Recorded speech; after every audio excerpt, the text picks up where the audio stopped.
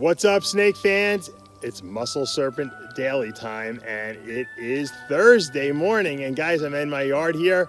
I like these nature-ish videos that I've been doing in the morning hours here. Very peaceful at Gator Slough in my backyard here. Haven't seen any alligators jumping out of the water, but there's a lot of birds and turtles and fish and all kinds of cool stuff.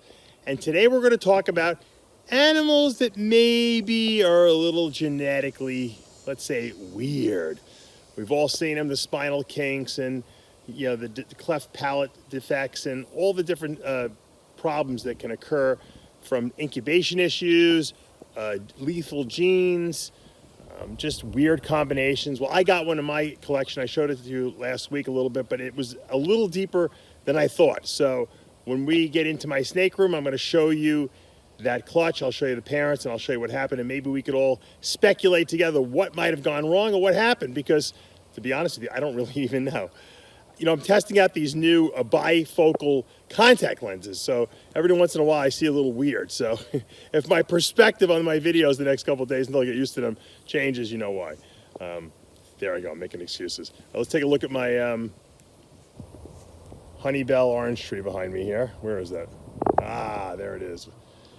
I found, like snakes, how like when a female's going to lay some eggs, she looks really beat up after doing it and bedraggled. That's what my citrus trees look like. They get really beat up when they have a lot of fruit on them. Until those fruit are taken off and we fertilize them and they can start growing again. Man, I actually think my avocado tree is dead because I might have left too many avocados in there. They always say when they're smaller to kind of cut some of them off, prune some of them off of there so that it doesn't suck all the nutrients out. Well, I should have listened. It's like overfeeding your snakes, trying to get them up to breeding age too quickly. Sometimes you have some casualties. All right, guys, let's go into the snake room, see what's going on. All right, so I took this Enchi butter female that I bred last year, and I produced some awesome babies from. Produced some super Enchi banana, orange dream stuff from her. Really, really cool stuff. Actually, 2 years in a row, I produced some really nice stuff from her. So I bred her to a male I'm going to show you. Also really cool. And as you can see, she's got some nice size in her. She should be producing some nice eggs, which she did. 6 nice eggs in the clutch. Let's take a look at the male. All right, so here is the male. This is an Orange Dream Enchi, red stripe, pinstripe, possible yellow belly. That's a lot of genes in that animal. Okay, so nothing wacky, no wacky genes that are controversial or anything like that. I bred this guy to the Enchi butter. This guy had bred earlier this year with another female of mine, all great babies. Enchi butter, last 2 years have produced great babies. And this year, let's take a look at what we got. So here's one of the babies that came out. This looks to be like an Enchi butter, maybe yellow belly. And if you look closely, and I showed you this in a video last week, no eyes. 0 eyes. No eye sockets, no eyes. Eyeless. And I'm sure some of us who've been breeding a long time have seen this from time to time. No eyes, right? But then, the next baby to pip out, no eyes. This one's a really nice one too. That looks like an orange dream, red stripe. And she, who knows what, right? No eyes. And, oh, look at that. You want to say hi to the camera. No eyes. Here's us talking about him. Problem with him is he's all kinked up and he can't get out of the egg. He's stuck in there basically. So unfortunately he'll have to be euthanized at some point. But I wanted to show you guys. Now there was 3 other eggs that had babies in them that were dead. All no eyes. So I have no idea what's going on. If anyone has any ideas, let me know. Now here's the thing. This clutch was a normal clutch born. I put it in the incubator with all the other clutches that came out perfectly normal, so the temperatures were not varying in the incubator. Nothing like that. We got this weird eyeless clutch. I don't know if any of the genes that I bred together had some kind of negative interaction. Maybe there was a hidden gene there, the eyeless gene. Maybe it's recessive. I bred for eyeless. Now, here's the question. I don't even know what to do with this guy. because this one looks pretty normal, not kinked. Aside from pretty normal, aside from the fact he has no eyes, he's a normal looking ball python, you know. And I don't know. I'm going to try to see if he'll eat. Let's see if we can get a close up of his eyes there.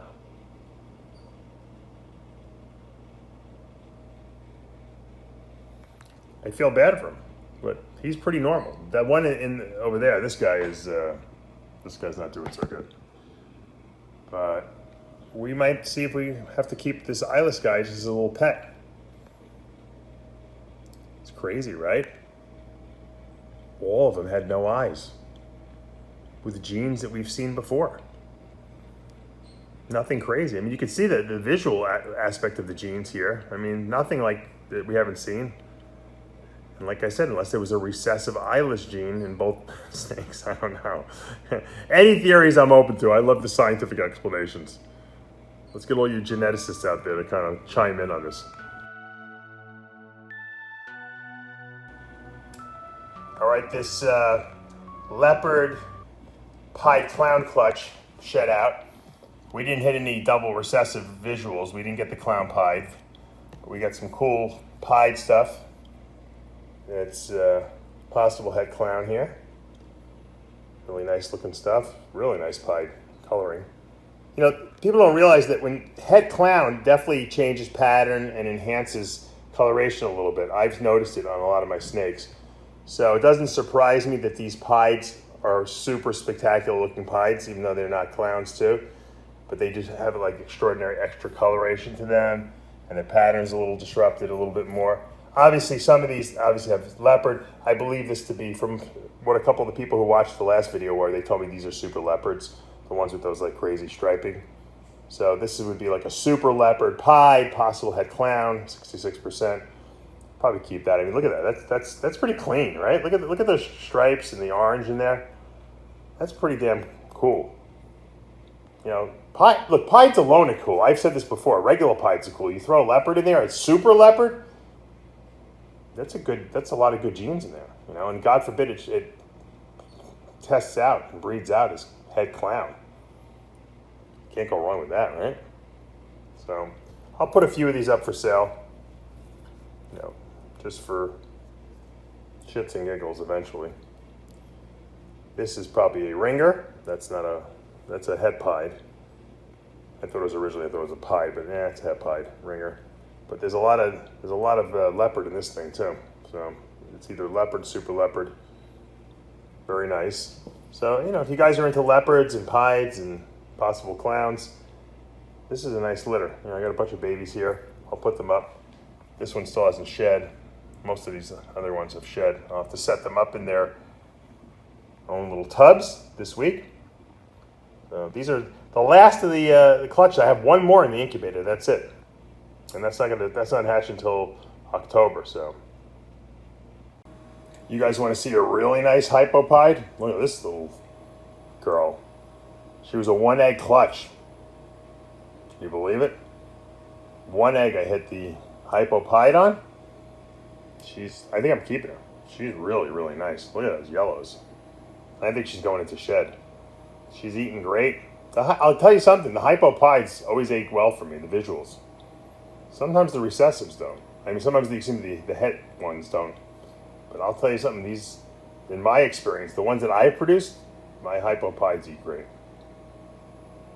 Tremendous. Look at this coloring. Look at this little sharp albino blood, also known as a fire opal girl, or boy, I should say. It's a little male. He's been eating really good, putting on some good size. And you know what? This guy and his brother didn't look like anything when he was born. I didn't even realize what it was. He has been getting so red as he's been getting older and bigger. I love it. I love it. He's putting tremendous, look at that tail. This is actually, I believe, a hypo fire opal, because I believe there are definitely the hypo genes in here as well. I've looked at some of these online, so even better, right? I actually have 2 of these. I'm going to show you the other one. I'm going to be selling one of them. I'm keeping one. I don't need 2 males. I'm keeping one. I'm going to sell one. It's not going to be cheap. It's not going to be the most expensive one out there, because I don't believe in gouging people on prices, just because you know, I think I got something special here, but I'll definitely make one available for a reasonable price.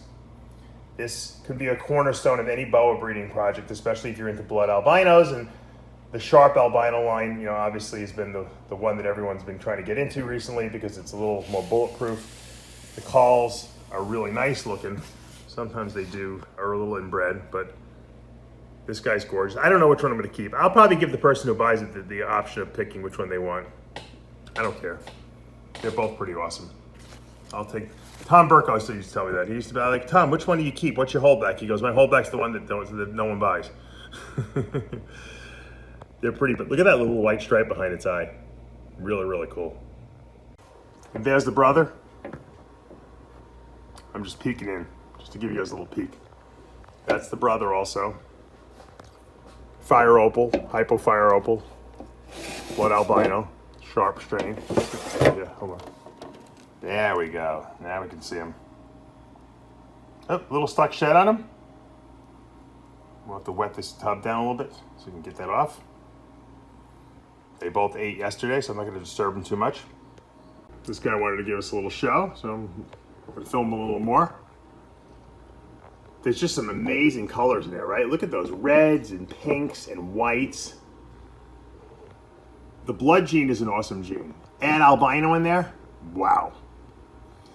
The only thing I would love to do with these that would be better than what I've done and what other people have done is to get, there's a Central American line of albino out there now. It's not readily available yet. They're still breeding it out. Hopefully next year they'll make some available. If they do, I'm going to grab it because I'd love to get remember, blood is a Central American boa, dwarf boa. They bred it into the Colombian albino line because they wanted to get albino bloods. So these snakes don't stay small. They're a little smaller, but they can get big because the albino line is a Colombian.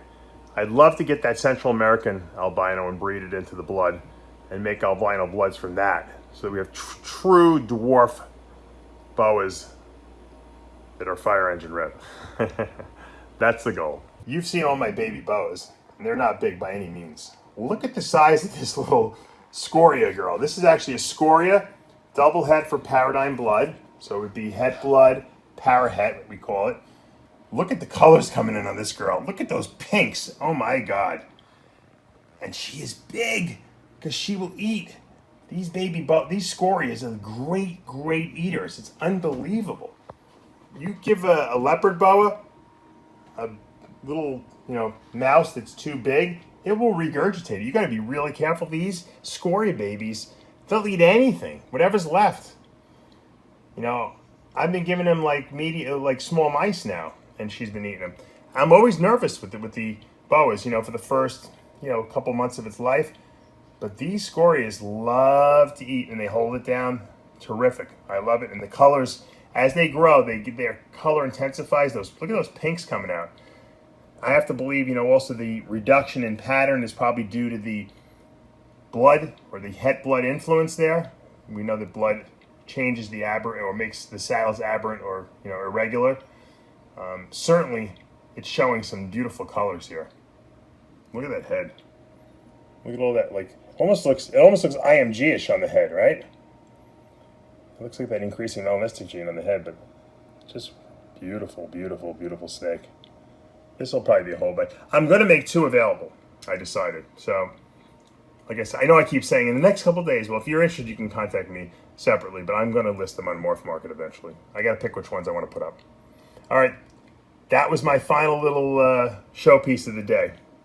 All right, guys, that's going to do it for this edition of Muscle Serpents Daily. That was just a little sneak peek at some babies. I really didn't want to handle too many snakes today because everything got fed over the last 2 days. And I didn't want to start pulling things out and possibly resulting in regurgitation and everything like that. The bottom line is, you're going to have some in your collection. Sometimes you can have beautiful, crazy snakes like the Hypo Fire Opal. Sometimes, you know what? You're going to have snakes that just don't make it. They're going to be eyeless or worse. And unfortunately, some of them have to be euthanized. Some of them can be kept as pets. And, only the big guy up there knows, only he knows what. Now, guys, I was cut off earlier when I was doing my outro for Muscle Serpents Daily, so I got the whole family here, or part of the family here. We got Aria, and we got Logan. Say hi, guys. Hi. Hey. So, did you guys like the video today that we filmed of the snakies? Yeah. Yeah. I want to do snakies now, Dad. Yeah, you like the snakes? Yeah. Tell them which is your favorite snake. Albino. The albinos. And what color eyes do the albinos have? Red. Red eyes. Now, if people want to see all the videos, what do they have to do? They have to hit, what's the button they have to hit? Subscribe. Say subscribe. That's right. Hit the subscribe button. Make sure you like this video. Turn on your notifications. And Logan, are we going to be back tomorrow? School. Oh, school tomorrow. I'll be back tomorrow, though. Stay tuned.